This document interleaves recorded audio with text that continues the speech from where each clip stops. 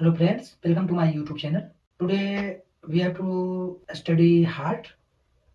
So let's start. Heart.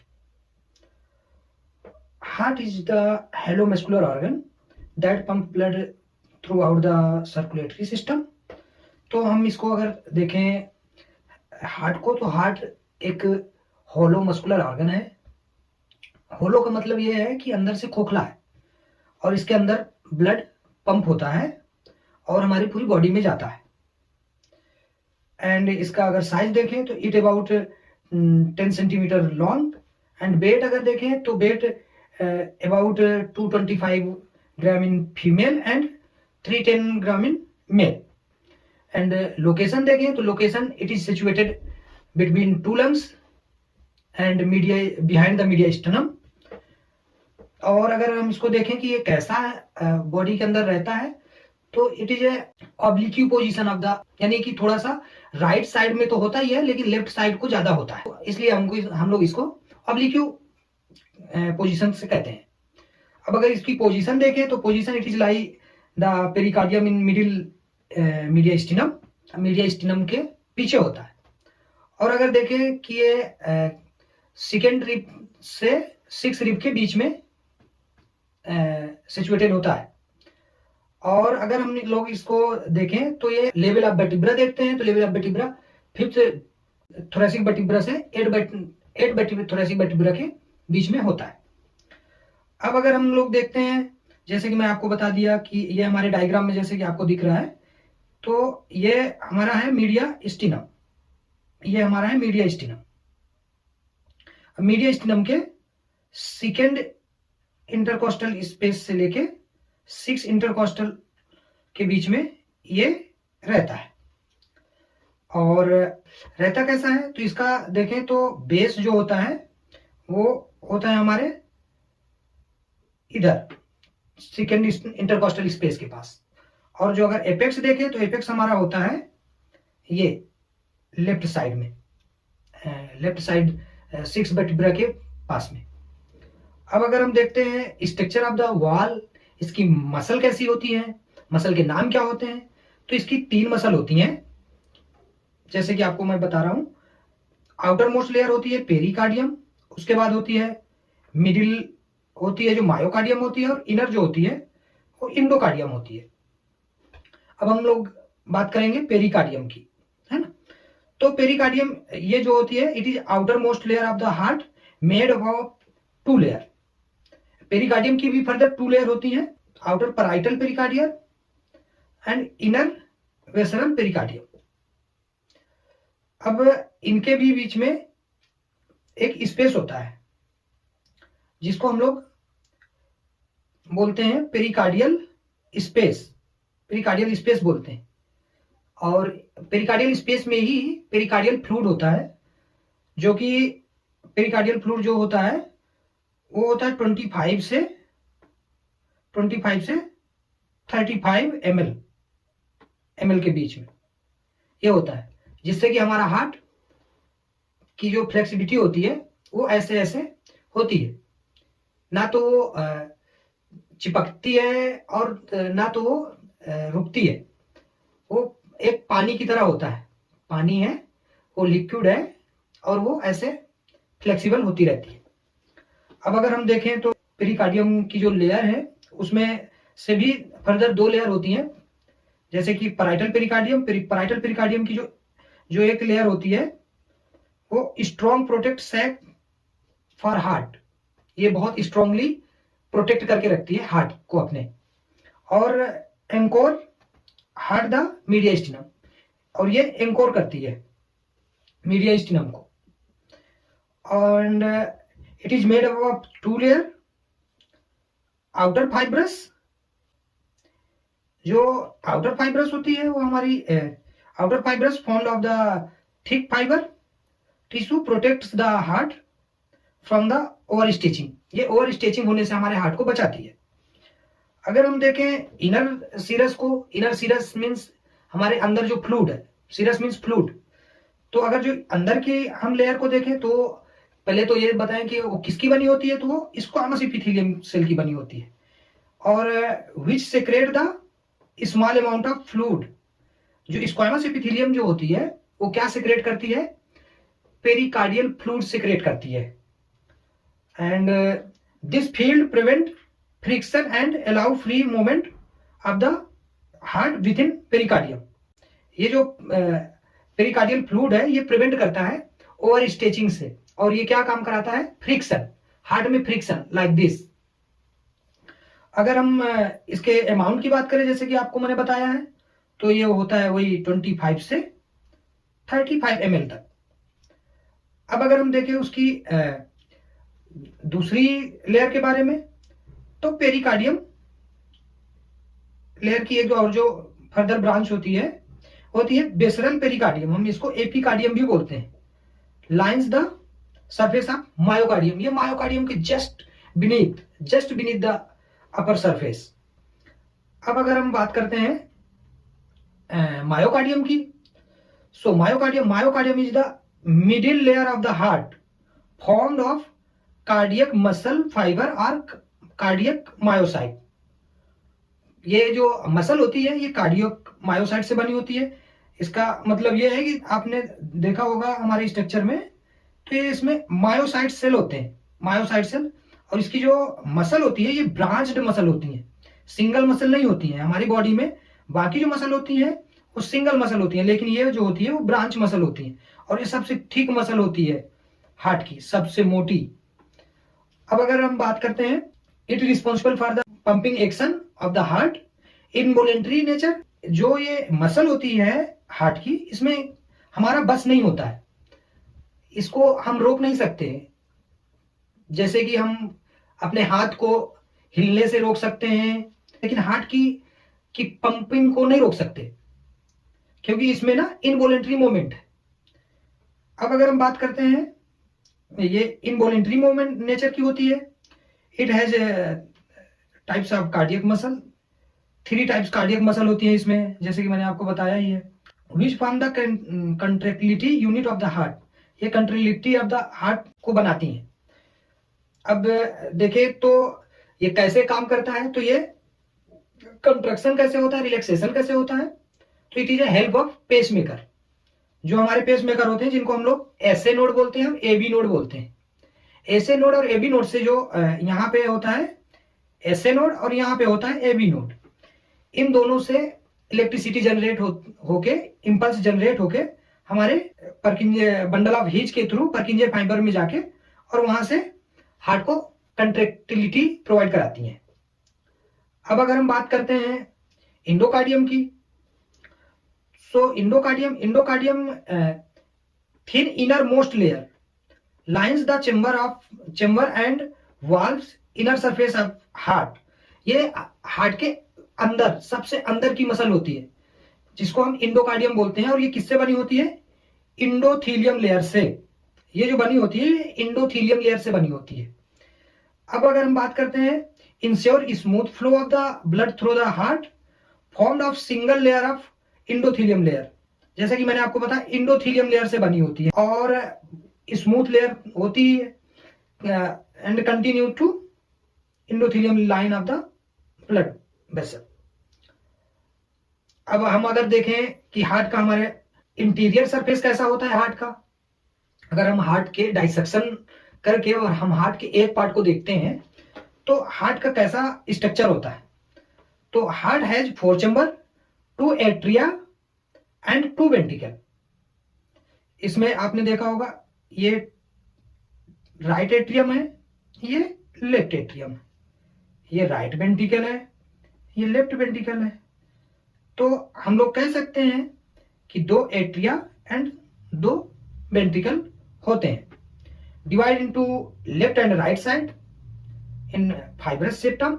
अब ये देखें कि डिवाइड किससे होता है, राइट और लेफ्ट कैसे हम बोल सकते हैं कि ये राइट का है लेफ्ट का है, तो इसके बीच में एक क्या होती है, इसके बीच में एक लेयर होती है जिसको हम लोग बोलते हैं सेप्टम। ये सेप्टम है हमारी, है ना। अब ये सेप्टम के थ्रू डिवाइड होती है, सेप्टम से हम लोग ये बोल सकते हैं कि ये सेप्टम है, और इसके थ्रू हम लोग ये जान सकते हैं कि ये राइट साइड का चेंबर है, ये लेफ्ट साइड का चेंबर है। अगर हम आगे बात करें तो heart has 4 valves that permit the flow of the blood only in one direction and prevent backflow। अब जो ये वाल्व होते हैं, ये हमारा ट्राइकस्पिड वाल्व है, एंड ट्राइकस्पिड वाल्व से जो ब्लड आता है वो जाता है राइट वेंट्रिकल में, राइट वेंट्रिकल में जाता है और बंद हो जाता है ट्राइकस्पिड वाल्व, जिससे कि ब्लड हमारा बैक फ्लो नहीं हो पाता। अब और अगर हम आगे बात करें तो बैक फ्लो नहीं हो पाता है, and two in between atria and ventricles called atrioventricular valve. Atrioventricular valve इसको बोलते हैं, जो एट्रिया और वेंट्रिकल के बीच में होता है एट्रियोवेंट्रिकुलर वाल्व बोलते हैं। एंड हम आगे अगर बात करें तो right atrioventricular valve is tricuspid valve has 3 cups and the left atrioventricular valve, जिसे हम मिट्रल वाल्व बोलते हैं, हैज 2 cups। अब अगर हम देखें कि इसको ट्राइकस्पिड वाल्व और इसको बाइकस्पिड वाल्व क्यों बोलते हैं, तो हमारे जो राइट वेंट्रिकल का जो वाल्व है उसमें है 3 cups है, तो इसलिए हम लोग उसको ट्राइकस्पिड बोलते हैं, ट्राइकस्पिड।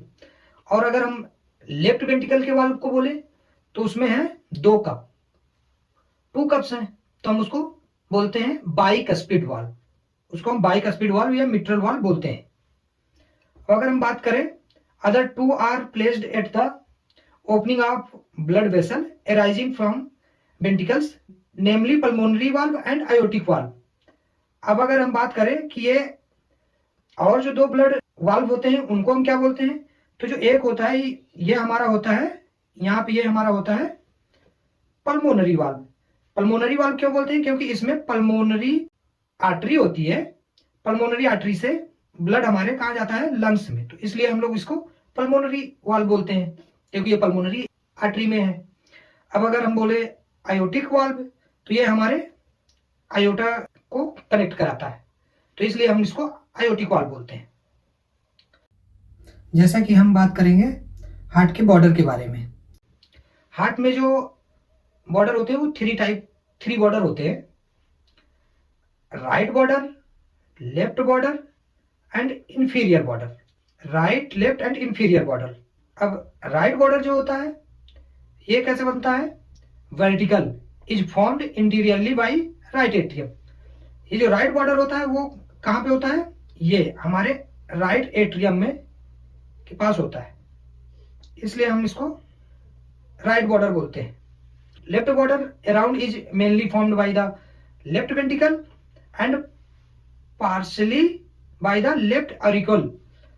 अगर हम देखें तो ये हमारा लेफ्ट बॉर्डर है, ये हमारा लेफ्ट वेंट्रिकल है, और यहाँ पे एक ऑरिकल होता है, तो हम आपको बता सकते हैं कि ये लेफ्ट ऑरिकल भी आता है लेफ्ट बॉर्डर में। और अगर इंफीरियर बॉर्डर की बात करें तो इंफीरियर बॉर्डर हमारा जो होता है वो horizontal is formed by the right ventricle and apex of the heart. ये हमारा इंफीरियर बॉर्डर है। इंफीरियर बॉर्डर में देखें तो ये हमारा है राइट वेंट्रिकल, तो ये राइट वेंट्रिकल से बनता है इंफीरियर बॉर्डर। अब अगर हम बात करें आगे blood vessels of the heart की, तो इसमें कौन कौन सी ब्लड वेसल होती हैं। अगर हम बात करें कि ये ब्लड वेसल जो होती हैं ये डीऑक्सीजनेटेड ब्लड लेके आती हैं और सुपीरियर वेना केवा और इंफीरियर वेना केवा से जाके राइट एट्रियम में ड्रेन कर देती हैं। ड्रेन करने के बाद फिर ब्लड आता है राइट वेंट्रिकल में, फिर राइट वेंट्रिकल से जाता है पल्मोनरी आर्टरी में, और पल्मोनरी आर्टरी से फिर जाता है ब्लड हमारे दोनों तरफ के लंग्स में, और वहां जाके जो एक्सचेंज होता है ब्लड डीऑक्सीजनेटेड ऑक्सीजनेटेड में एक्सचेंज होता है। हम लोग देखते हैं कि डीऑक्सीजनेटेड और ऑक्सीजनेटेड, ऑक्सीजनेटेड और डीऑक्सीजनेटेड ब्लड एक्सचेंज होके लेफ्ट एट्रियम में आ जाता है। अब लेफ्ट एट्रियम से फिर वो सीधे चला जाता है लेफ्ट वेंट्रिकल में, और लेफ्ट वेंट्रिकल से फिर सीधे हमारे आर्च ऑफ आयोटा में, और आर्च ऑफ आयोटा से सीधे हमारे फिर सर्कुलेटरी सिस्टमेटिक सर्कुलेटरी सिस्टम में चला जाता है। The inferior and superior vena cava bring oxygen poor blood from the body into the right atrium. जैसा कि मैंने आपको बताया सुपीरियर वेना केवा और इंफीरियर वेना केवा ब्लड को क्या करता है, ब्रिंग करता है, कौन करता है, राइट एट्रियम। और ये क्या करता है, पल्मोनरी आर्टरी के थ्रू हमारे कहाँ भेजता है, लंग्स में भेजता है, और वहां भेजने के बाद ब्लड गैस एक्सचेंज का सिस्टम वहां पे होता है, उसके थ्रू वो ब्लड हमारा एक्सचेंज हो जाता है। The pulmonary veins bring oxygen rich blood to the left atrium. जैसा कि मैंने आपको बताया, पल्मोनरी वेन के थ्रू हमारे ब्लड लेफ्ट एट्रियम में आता है, और लेफ्ट एट्रियम से लेफ्ट वेंट्रिकल में जाता है, और लेफ्ट वेंट्रिकल से जाके फिर आयोटिक वाल्व के थ्रू आर्च ऑफ आयोटा से जाके फिर हमारे सिस्टमेटिक सर्कुलेशन में चला जाता है। जैसे कि कुछ ब्लड चला जाता है ब्रैकियोसेफेलिक ट्रंक में, कुछ ब्लड चला जाता है हमारा लेफ्ट सबक्लेवियन में, कुछ ब्लड चला जाता है हमारा लेफ्ट कॉमन कैरोटिड आर्टरी में। एंड अगर हम आगे बात करें तो the aorta carry oxygen rich blood to the body from the left ventricle. अब हम अगर बात करें कि ये कैसे हार्ट हमारा कैसे कॉन्ट्रैक्ट करता है, कैसे रिलैक्स होता है, तो ये पूरा जो हार्ट कॉन्ट्रैक्ट और रिलैक्स होता है वो किसके थ्रू होता है, बंडल्स के थ्रू होता है। जैसे कि आपको मैं बता दूं कि हमारे पास दो तरह के पाथवे होते हैं बंडल्स में, inter atrial pathway and inter ventricular pathway. Inter atrial pathway में जो होता है वो 3 number SA node and AV node जो कि राइट एट्रियम में होते हैं। अगर हम बात करें इंटरवेंट्रिकुलर बंडल की, तो उसमें जो होता है वो बंडल ऑफ हिज होता है, फिर राइट बंडल ब्रांच होती है और लेफ्ट बंडल ब्रांच में डिवाइड हो जाती है। जैसे कि मैं आपको यहाँ पे बता सकता हूँ डायग्राम में कि ये हमारा है एसए नोड। अब एसए नोड से इंपल्स कहाँ पे आती है, सीधे आती है हमारे एबी नोड में, एट्रियोवेंट्रिकुलर नोड में। एट्रियोवेंट्रिकुलर नोड के बाद जो होती है वो ये बंडल ऑफ हिज होती है। बंडल ऑफ हिज से हमारी 2 ब्रांच होती हैं, right bundle branch and left bundle branch. अगर हम बात करें राइट बंडल ब्रांच और लेफ्ट बंडल ब्रांच के बाद क्या होता है फिर बंडल ऑफ परकिंजे फाइबर, जो फिर होता है उसके बाद परकिंजे फाइबर, जो हमारे वेंट्रिकल्स के थ्रू वेंट्रिकल्स में होती है। अब अगर हम बात करें ब्लड फ्लो की, तो ब्लड फ्लो हमारा कहाँ से कहाँ को जाता है और कैसे आता है और किधर जाता है और कैसे पूरे बॉडी में सर्कुलेट करता है। तो मैं आपको बता दूं कि ये हमारा, जैसा कि आपको डायग्राम में दिख रहा होगा, ये है हमारा सुपीरियर वेना केवा, जो कि ऊपर जैसे कि हेड एंड नेक का जो ब्लड होता है वो सुपीरियर वेना केवा से होके आता है राइट एट्रियम में। एंड इंफीरियर वेना केवा का जो ब्लड होता है वो हमारा लोअर बॉडी से जाता है, जैसे कि लेग एंड एब्डोमेन, ये सब जगह का ब्लड दोनों मिला के राइट एट्रियम में जाता है। राइट एट्रियम से फिर जाता है राइट वेंट्रिकल में। अब राइट वेंट्रिकल से कहाँ जाता है, ये जाता है पल्मोनरी आर्टरी में। पल्मोनरी आर्टरी के थ्रू फिर क्या होता है, एक्सचेंज होता है ऑक्सीजनेटेड एंड डीऑक्सीजनेटेड। फिर हमारा ऑक्सीजनेटेड ब्लड कहाँ आता है, पल्मोनरी वेन में। जो 4 होती है हमारी पल्मोनरी वेन, चारों पल्मोनरी वेन से ब्लड हमारा आता है लेफ्ट एट्रियम में। लेफ्ट एट्रियम से फिर कहाँ जाता है ब्लड हमारा, लेफ्ट वेंट्रिकल में। फिर लेफ्ट वेंट्रिकल से हमारा ब्लड कहाँ जाता है, आयोटिक वाल्व के थ्रू जाता है आर्च ऑफ आयोटा में, और आर्च ऑफ आयोटा के थ्रू हमारा फिर ब्लड जो जाता है पूरे सिस्टमेटिक सर्कुलेशन में चला जाता है, ये चारों तरफ पूरे शरीर में पहुंच जाता है। जैसे कि आपको ये डायग्राम में दिख रहा होगा कि ये हमारा सुपीरियर वेना केवा है और इंफीरियर वेना केवा है। Superior vena cava inferior vena cava से ब्लड आता है और आके फिर जाता है ये राइट वेंट्रिकल में। फिर राइट वेंट्रिकल के से फिर राइट पल्मोनरी ट्रंक में जाता है।